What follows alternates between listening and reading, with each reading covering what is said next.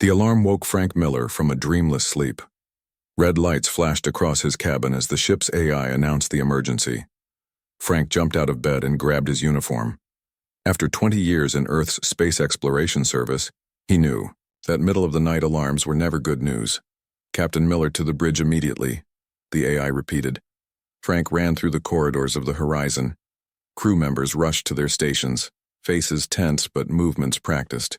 The Horizon was Earth's newest deep space exploration vessel, carrying 200 of humanity's best and brightest on a mission to chart the Epsilon sector, farther from Earth than any human had traveled before. When Frank reached the bridge, his first officer Kevin Wright stood rigid at the main view screen. "Report," Frank said, taking his command chair. Kevin pointed at the screen. "Sir, we detected an anomaly at the edge of our sensor range 30 minutes ago. Now this." Frank looked at the view screen and felt his breath catch. Multiple ships approached the horizon. They were unlike anything humans had built, with sleek, elongated hulls that seemed to shimmer with an inner light. The largest was easily 5 times the size of the horizon.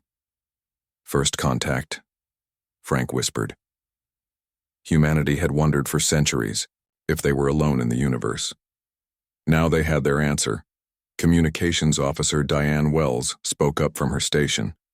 "Captain, we've been broadcasting standard greeting protocols on all frequencies since detection. No response." "Keep trying," Frank ordered. "All stop. Power down weapon systems to minimum. I want them to see we're not a threat." The tension on the bridge grew as the alien ships closed in. Frank ordered the crew to remain calm and follow first contact protocols. They had trained for this moment, though many had never truly believed it would happen. "Sir," Diane called out, excitement in her voice. "I'm getting something. I think they're responding." The main view screen flickered, and suddenly they were face to face with an alien being. It had gray-blue skin, large black eyes, and no visible nose. A translator program started running automatically, attempting to decipher any language patterns. "I am Captain Frank Miller of the Earth vessel Horizon," Frank said clearly. "We come in peace as explorers from planet Earth." The alien observed them silently for a long moment. Then it made a series of clicking sounds. The translator struggled, but managed to convert some of the speech. "Primitive. Unexpected. Violation." Frank frowned.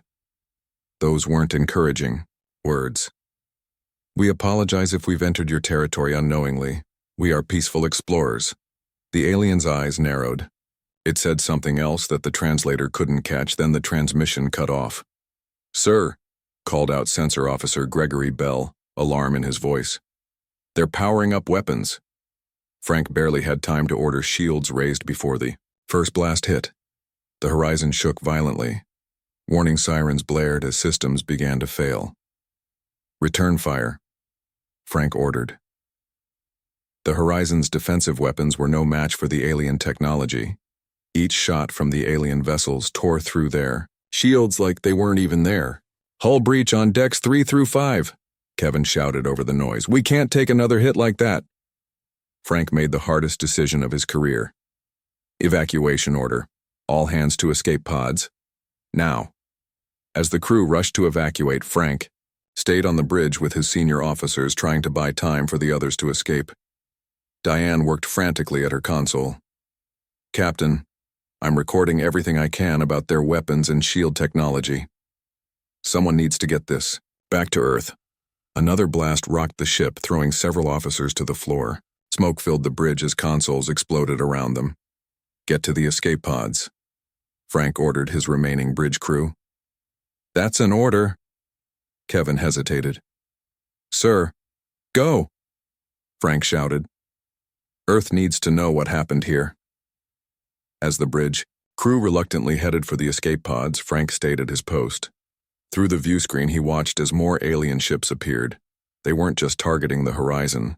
Long-range sensors showed attacks on the research outposts Earth had established at the edge of the solar system. This wasn't a misunderstanding. It was an attack. In her escape pod, Diane Wells clutched the data drive containing everything she had managed to download about the alien technology. Tears streamed down her face as she watched the horizon break apart through the small viewport. Captain Miller had given his life to save as many of the crew as possible. Most of the escape pods were picked off one by the alien vessels. By sheer luck, Diane's pod was knocked off course by debris, sending it tumbling away from the battle and into a nearby asteroid field. The aliens didn't bother to pursue such small targets when they had bigger objectives. For 3 days, Diane drifted in her pod, conserving oxygen and watching as the alien fleet moved toward Earth's outer colonies. She used the pod's limited communications equipment to broadcast distress signals but didn't expect rescue. She was too far from Earth, and the aliens controlled this region now. On the 4th day, a mining vessel found her pod.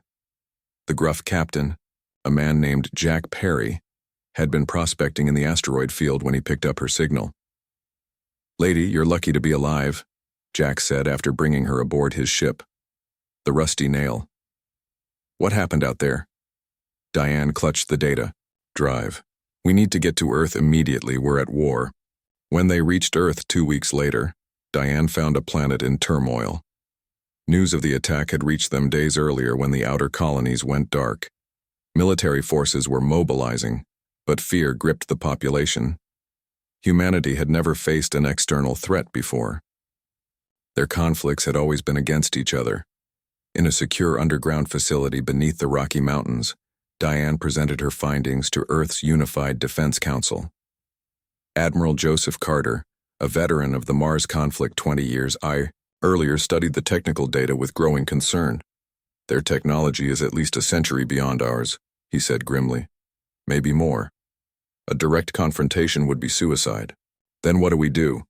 asked Maria Lopez, Earth Security Director. "Surrender?" Admiral Carter's eyes narrowed. "No. We adapt. We evolve."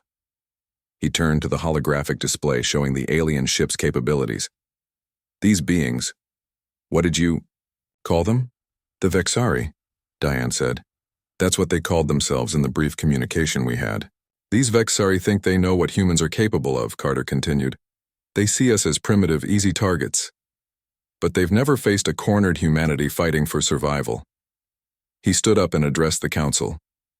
"We don't build a fleet to match theirs ship for ship. We build something they've never seen before. Something that will make them fear us as much as we fear them." Carter's plan was audacious, perhaps insane. But as the Vexari continued their advance through the outer colonies, humanity had little choice.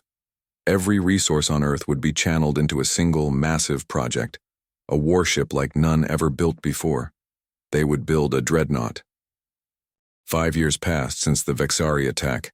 Earth changed in ways no one could have imagined before first contact. Countries that had been enemies for centuries now worked together. There was no choice. Humanity needed to survive. Deep inside an asteroid hollowed out in the belt between Mars and Jupiter, Chief Engineer Olivia Patterson wiped sweat from her forehead as she studied the holographic display. The massive engine core in front of her pulsed with blue energy. It was unlike anything humans had built before. "Run the simulation again," Olivia said to her team. "We need to be sure it can handle full power without overloading." The engineers around her nodded. They all understood what was at stake. They had been working non-stop for 5 years on Project Nemesis, the most ambitious undertaking in human history. A young engineer named Ryan Cooper looked up from his station. "The simulation is complete. Power output is stable at 100%. Olivia allowed herself a small smile. 5 years of work was finally paying off.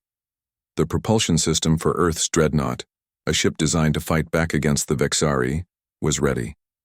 "Let's inform Admiral Carter," she said.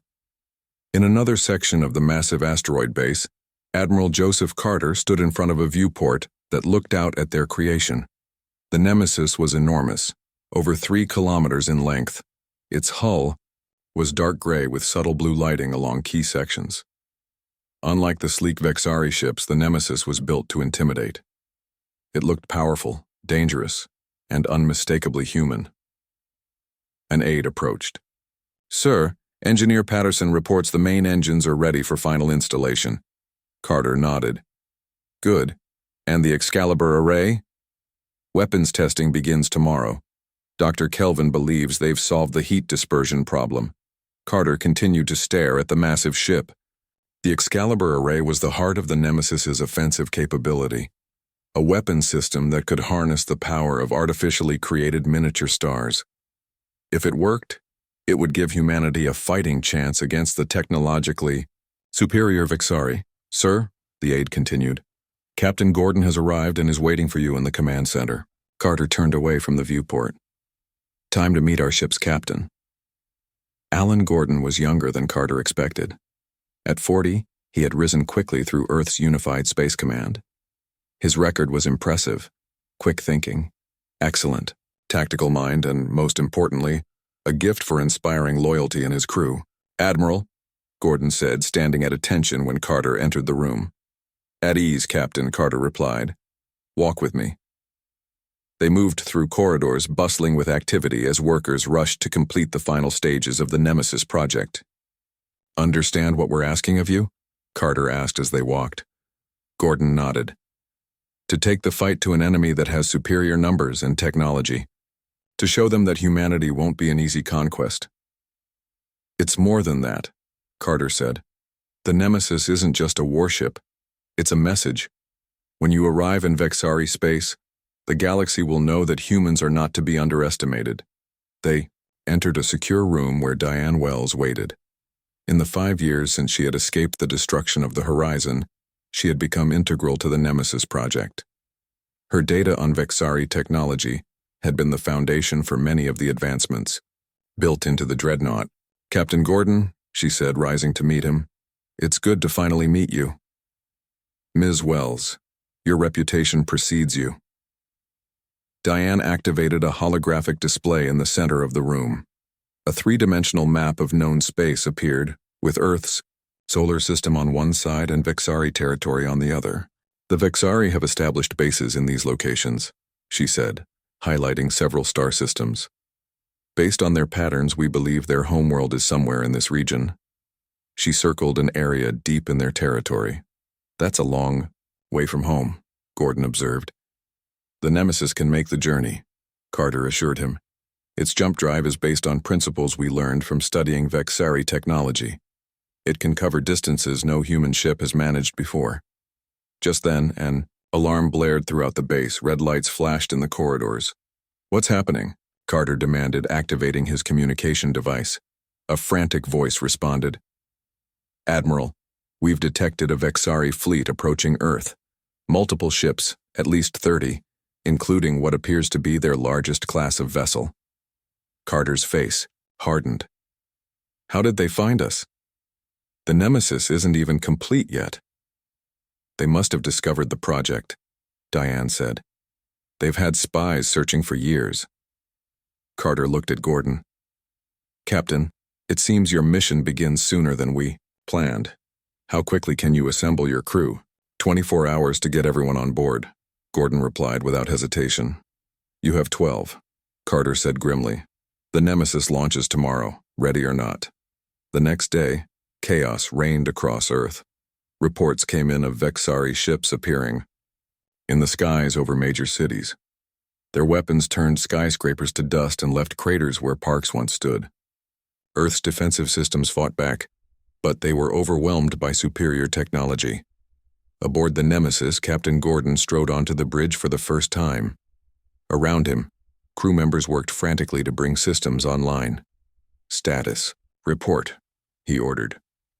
His first officer, Commander Linda Harris, turned from her station. Main engines are online. Jump drive is at 80% capacity. Weapon systems are operational, but untested. Hull integrity is at 95%. It'll have to be enough, Gordon said, taking his place in the command chair. Is the AI online? Yes, Captain, came a calm female voice from the ship's speakers. This was Athena, the most advanced artificial intelligence ever created by humans. She would work in tandem with the crew, processing combat data faster than any human mind could. Athena, prepare for launch sequence, Gordon ordered. Launch sequence initiated, Captain, the AI responded. Be advised that several systems are still undergoing final calibration. No time for that now, Gordon said. Get us moving.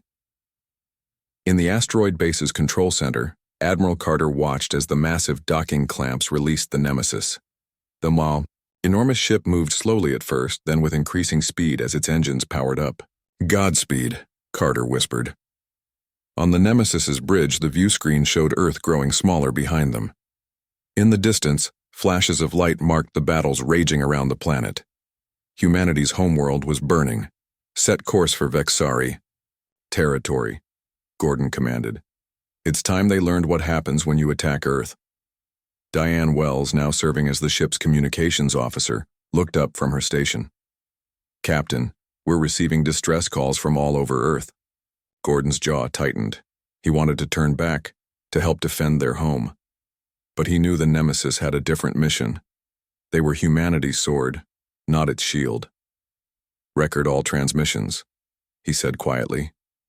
"Everyone on this ship should remember why we're fighting." He stood and addressed the bridge crew. "The Vexari think they know what humans are capable of. They think we're weak, primitive, easy to conquer. Today we prove them wrong. Today we take the fight to their doorstep." As the Nemesis prepared for its first jump, engineer Olivia Patterson monitored the engines from her station in engineering. The core pulsed with energy, ready to tear a hole in space-time itself. "Jump drive at full power," she reported. "Ready when you are, Captain." Gordon took a deep breath. In his mind's eye, he could see Earth burning behind them. When next the Vexari saw a human ship, it would not be prey. It would be their nightmare. "Jump," he ordered.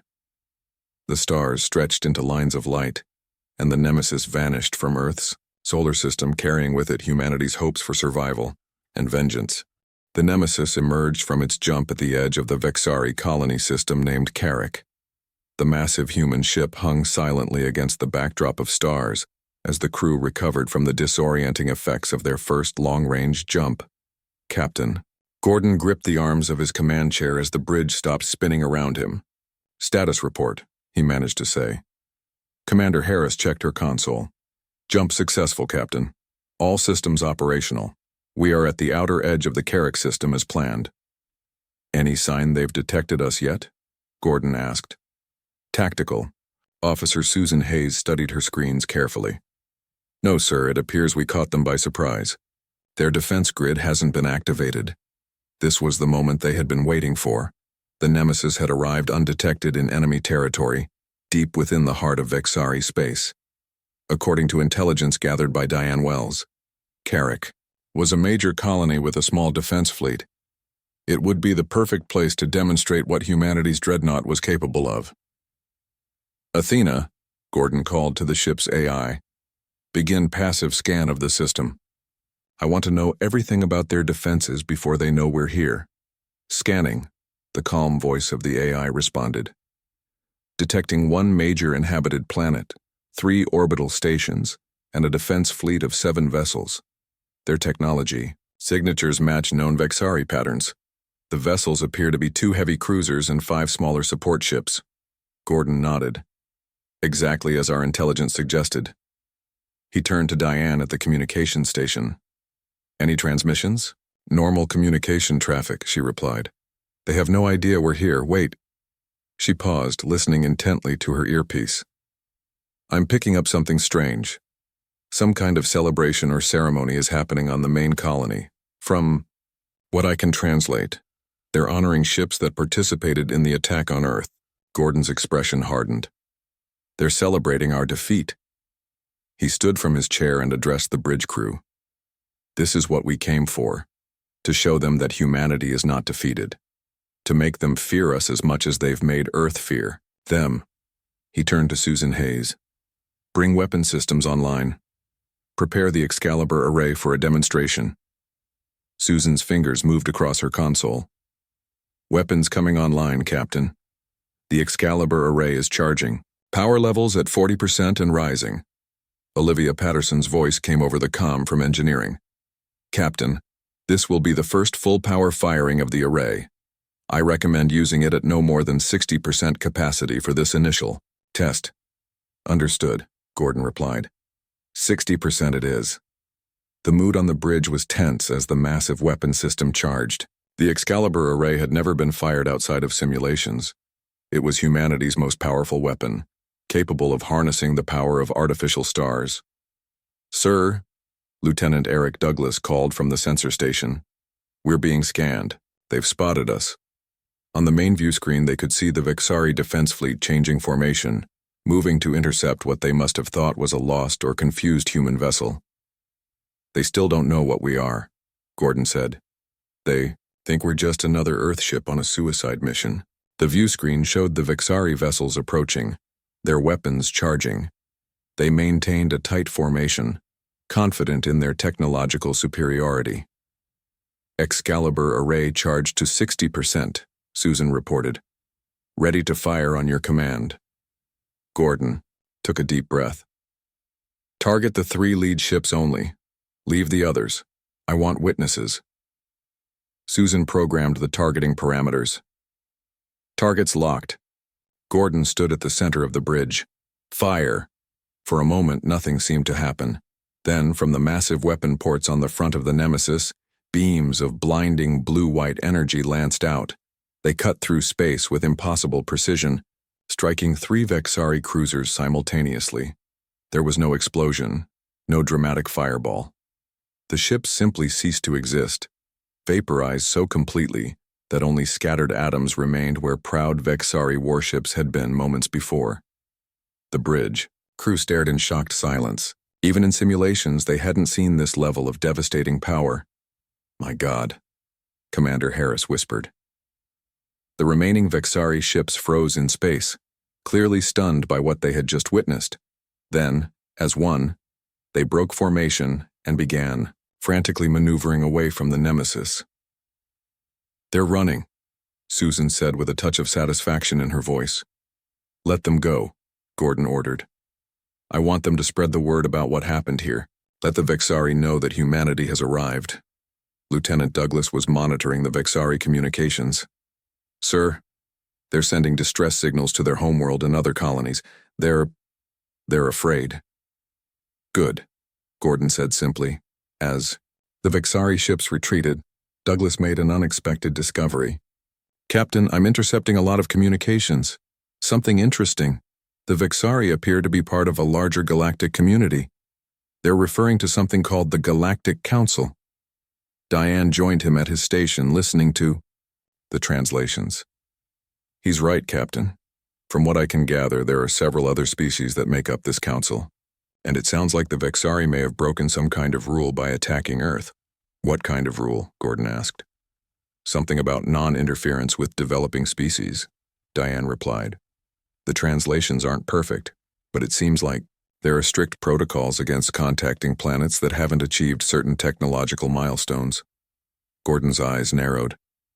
"So they weren't supposed to attack us in the first place. They violated their own laws." "Not just their laws," Diane said. "The laws of this Galactic Council. And now they're scrambling to explain why a supposedly primitive species has a ship that can do what we just did." This changed everything.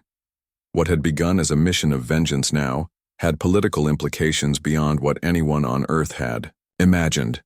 Humanity had unknowingly stepped onto a much larger stage. "Captain," Susan called from her station, "long-range sensors are detecting multiple jump signatures. More Vexari ships are on their way. A lot more." Gordon returned to his command. "Chair, how many?" "At least 20 vessels, sir.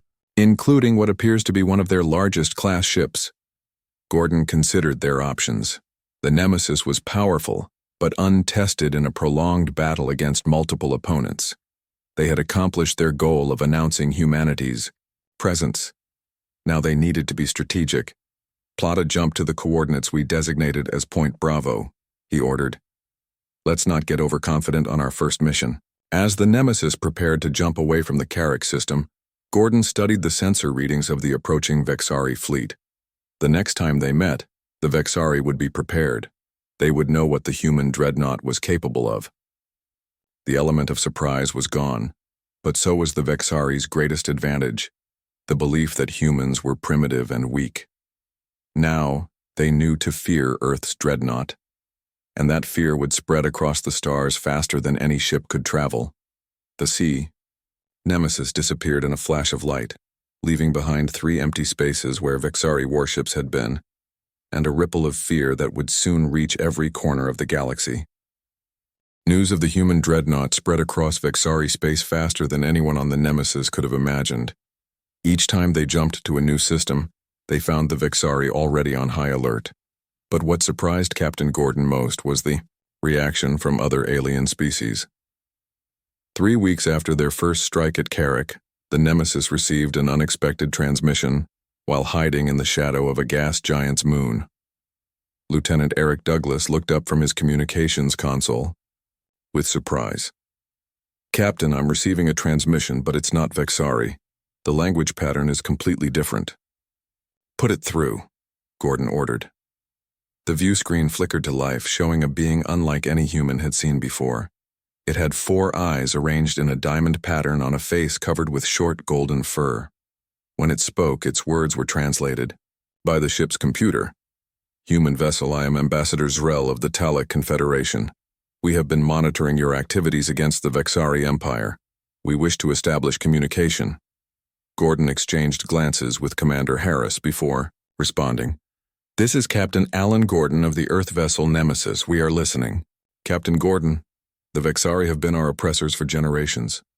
They have taken our outer colonies and forced unfair trade agreements upon us. We are not alone. Many species suffer under Vexari expansion. Your arrival has changed things." This was unexpected. Earth had launched the Nemesis as a weapon of vengeance, not knowing they might find allies among the stars. Nicole Rivera, the ship's diplomatic officer, stepped forward. Though the Nemesis was built for war, Admiral Carter had insisted on including someone with diplomatic training just in case. It now seemed like a wise decision. "Ambassador Zrel," Nicole said, "we are new to this region of space. We were unaware of the political situation. The Vexari attacked our world without provocation. We came seeking justice." Zrel made a gesture that might have been a nod. "Your justice may bring freedom to many worlds, human. The Vexari have called an emergency session of the Galactic Council. They are attempting to label humans as dangerous savages who cannot be trusted with advanced technology. They fear you." After the transmission ended, Captain Gordon called a meeting of his senior officers. The small conference room adjacent to the bridge filled with the people who had become Earth's representatives to the stars. "This changes everything," Gordon said. "We came out here to punish the Vexari for attacking Earth. Now we find ourselves in the middle of a complex, galactic political situation." Nicole Rivera studied the data they had gathered about the various species Zrel had mentioned. "If what the Talak ambassador says is true, the Vexari have been bullying several less powerful species for centuries. Our arrival has disrupted the balance of power." "Good," Susan Hayes said firmly. "They deserve to have their power challenged after what they did to Earth." "The question is," Commander Harris interjected, "what do we do with this information?" "Our mission was clear. Strike fear into the Vexari. We've done that, but now?" Gordon turned to Diane Wells. "You've been studying their communications more than anyone. What's your assessment?" Diane brought up a holographic display showing various transmission patterns across Vexari space. "Since our attack at Carrick, Vexari military communications have increased by 300%. They're mobilizing everything they have. But civilian communications show something else. Fear, yes, but also questions. Some are asking if attacking Earth violated their own principles." "We could use that," Nicole suggested. "If the Vexari violated Galactic Council rules by attacking us, we might have leverage beyond just our weapons." Meanwhile, in engineering, Olivia Patterson made a disturbing discovery. She rushed to the conference room, interrupting the meeting. "Captain, we have a situation," she said, slightly out of breath. "The Excalibur array is causing unforeseen effects on subspace." "What kind of effects?" Gordon asked. Olivia brought up the sensor data on the display. "When we fire the array, it creates ripples in subspace that can be detected across vast distances. It's like It's like we're lighting up a beacon every time we use it. That's probably how the Talek found us, and why the Vexari always seem to know where we're heading. This was troubling news. The Nemesis's greatest weapon was also revealing their position to both enemies and potential allies. "Can you fix it?" Gordon asked. Olivia shook her head. "Not without completely redesigning the array. The effect is inherent to the technology." Their discussion was interrupted by an alert from the bridge. Lieutenant Douglas's voice came over the comm system. "Captain, we're detecting multiple Vexari warships entering the system. They've found us again." Gordon and his officers rushed back to the bridge. On the view screen, at least a dozen Vexari ships approached their position. "Battle stations," Gordon ordered. "Prepare the Excalibur array." As the crew moved to their positions, Lieutenant Douglas made another discovery. "Sir, I'm detecting non-Vexari ships as well. 5 vessels of different designs." "Are they hostile?" Gordon asked. "I don't think so," Douglas replied. "They're keeping their distance from the Vexari fleet. Wait, I'm receiving a transmission from one of them." The view screen split to show another alien face, this one with pale blue skin and large compound eyes. "Human vessel," the alien said through the translator. "I am Captain Nexitura of the Perithian Defense Force. We have come to observe. The Vexari claim you are dangerous savages. We wish to see for ourselves." Gordon understood immediately. This wasn't just a battle anymore. It was a demonstration. The Nemesis was being judged by the larger galactic community. "We did not start this conflict," Gordon replied. "The Vexari attacked our world without provocation. We defend ourselves, nothing more." The alien captain seemed to consider this. "We will watch and judge for ourselves."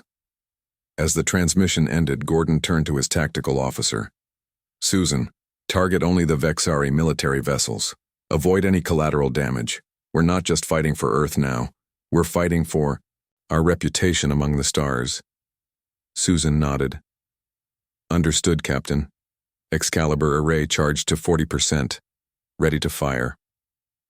Gordon took a deep breath. Everything had become more complicated. What began as a mission of vengeance had evolved into something far more significant. The Nemesis wasn't just Earth's sword. It had become humanity's ambassador to the galaxy. "Fire," he ordered. The Excalibur array unleashed its power once more, but this time with surgical precision. 2 Vexari warships disappeared in flashes of light. The others scattered, clearly unprepared for the human weapon's devastating effect. From the observation ships of other species, transmissions flowed freely across the galaxy. The legend of Earth's Dreadnought grew with each passing moment. And somewhere in the vast reaches of space, the Galactic Council prepared to pass judgment on humanity's place among the stars.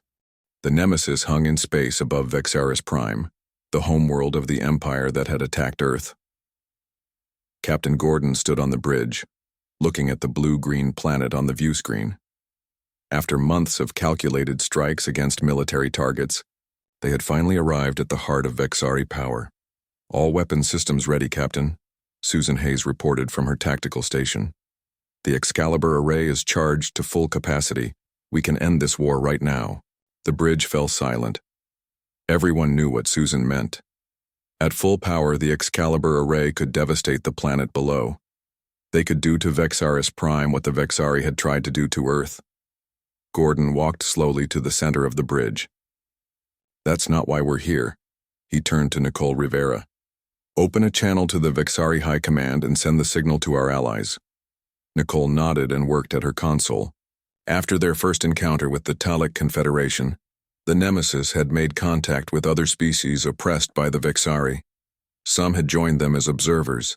Others had provided valuable intelligence. "Channel open, Captain," Nicole said. "And our allies have acknowledged the signal. Their representatives are on their way." Gordon faced the view screen. "This is Captain Alan Gordon of the Earth vessel Nemesis. I am here to speak with the Vexari High Command and representatives of the Galactic Council." For several tense moments there was no response. Then the screen changed to show a Vexari with elaborate decorations on its gray-blue skin. Its large black eyes regarded Gordon coldly. "I am Supreme Commander Thex of the Vexari Empire. You have attacked our colonies, destroyed our ships, and violated our territory. And now you come to our homeworld. Explain yourself, human, before we destroy you." Gordon did not flinch at the threat. Both he and the Vexari commander knew the Nemesis had proven itself more than capable of defending against anything they could throw at it. "You attacked Earth without provocation," Gordon replied calmly. "You violated your own Galactic Council's laws against interfering with developing species. We came to deliver justice, but we are not like you. We do not target civilians, we do not destroy worlds." The Vexari commander's eyes narrowed. "What do you want?" "A meeting. With your leaders and representatives of the Galactic Council. It's time for humanity to be formally introduced to the galactic community." Within hours, ships from 12 different species arrived in the Vexari system. Some were longtime members of the Galactic Council. Others were species that had suffered under Vexari expansion. All had come to witness history. Security Chief Paul Martinez oversaw the preparations as the Nemesis received delegations from the various species. His team scanned every visitor and escort for weapons or other threats. "I don't like this, Captain," Martinez said as he and Gordon waited in the ship's main conference room. "Bringing potential hostiles aboard our vessel is a risk." "Necessary risk," Gordon replied.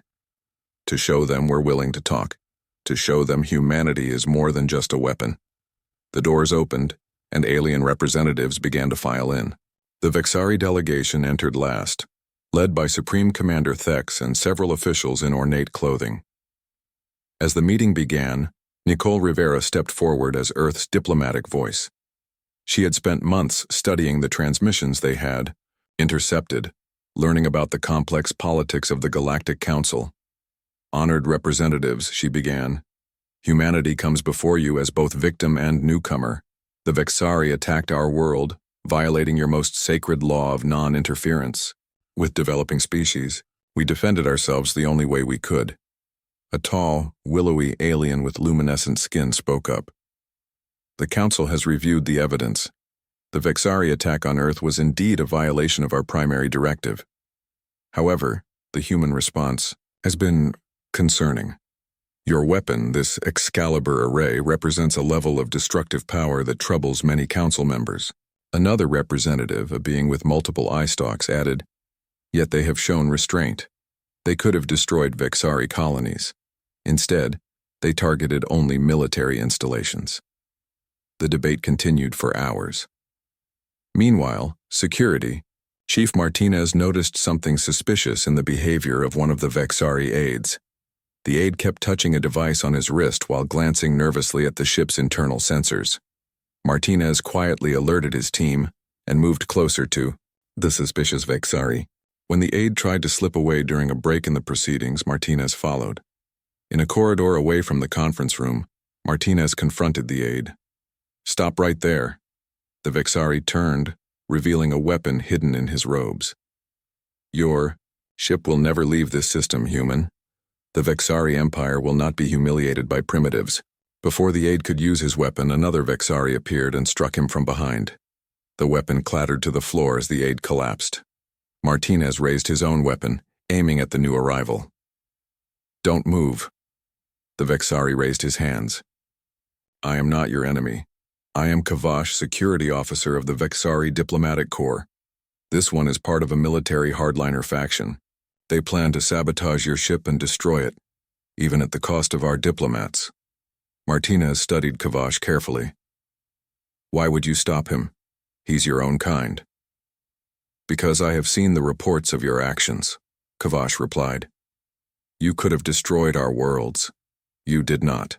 The old ways of the Empire must change if we are to survive in this galaxy. Starting a war with your species would be our end."